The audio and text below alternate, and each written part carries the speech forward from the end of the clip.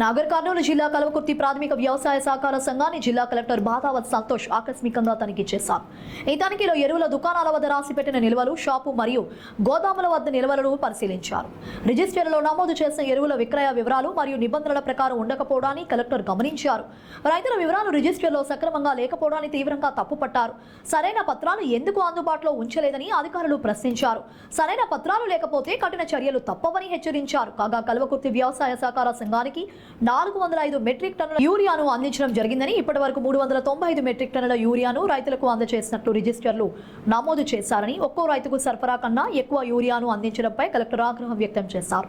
రైతుల వ్యవసాయ పట్ల ఆధారంగా యూరియాను అందించాలని ఇదివరకే అనేక మార్లు ఆదేశించినా ఎందుకు పాటించడం లేదని కలెక్టర్ అధికారులకు ప్రశ్నించారు. ఎరువుల బస్తాలను ఎంఆర్పీ ధరల కంటే ఎక్కువ ధరకు అమ్మితే చర్యలు తప్పవని కలెక్టర్ స్పష్టం చేశారు. ధరలను పర్యవేక్షించాలని, తరచూ ఆకస్మిక తనిఖీలు చేయాలని వ్యవసాయ అధికారులు ఆదేశించారు. ప్రతి ఎరువుల దుకాణాల వద్ద నిల్వలు మరియు ధరల వివరాలు బోర్డులపై స్పష్టంగా చూపించాలని, అమ్మిన ప్రతి బస్తా పూర్తి వివరాలు రిజిస్టర్లో నమోదు చేయాలని స్పష్టంగా ఆదేశించారు.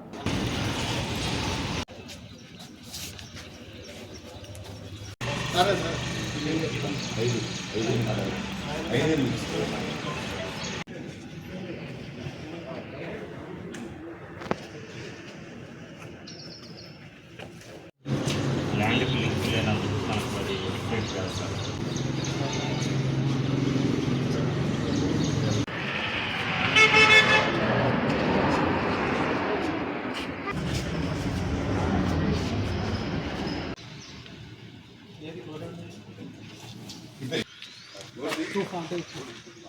ఎన్ని బస్తాలు ఉంటాయి?